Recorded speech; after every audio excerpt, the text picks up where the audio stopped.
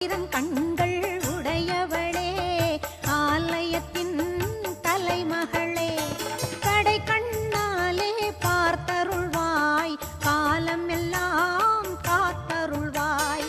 கடை கண்ணாலே பார்த்தருள்வாய், காலம் எல்லாம் காத்தருள்வாய். தாயே கருமாரி, எங்கள் தாயே கருமாரி.